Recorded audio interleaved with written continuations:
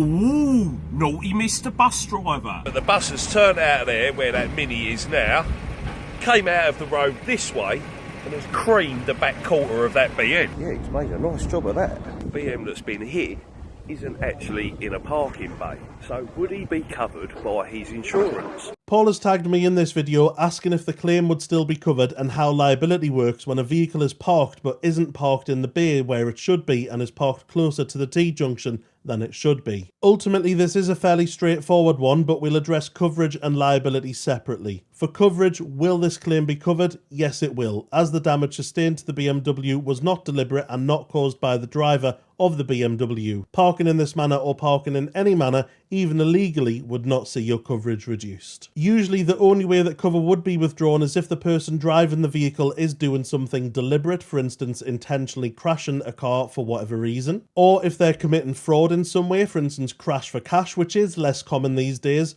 or they were using the vehicle for something that isn't covered by the insurance policy. For instance, if it's a personal policy with social and commuting and they're using it to multi-drop or visit more than one place of work. Or if they've lied or misrepresented on their proposal, let's say they didn't declare modifications or they didn't declare previous accidents or convictions. These days it's very rare for an insurer to drop coverage as the industry is so tightly regulated, especially for customer outcomes. You have to have a hell of a lot of evidence for your reason for dropping coverage before you can even think about it, unless you want to have the regulator or the ombudsman biting at your heels. Next up, liability. So the situation appears to be that a bus has come along the road, it's approached this T-junction where it's turning left, it's taken the left turn, but the rear of the bus has swung out and collided with the parked BMW. It is likely the driver of the bus didn't even notice the collision, as it looks like it was probably a very light impact that's caused lateral scrape into the BMW, so it would have been the lightest of scrapes and touches.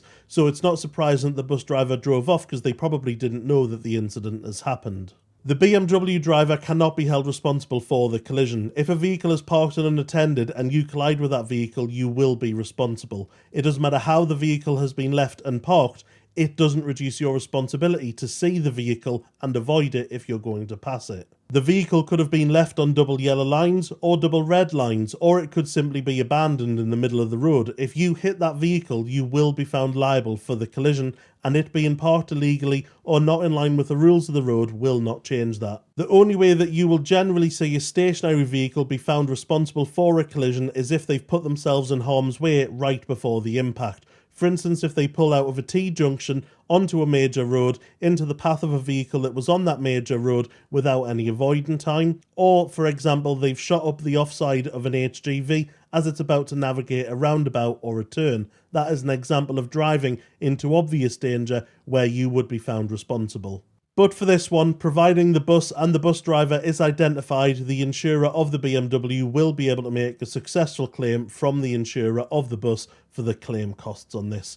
Lovely jubbly, sound as a pound.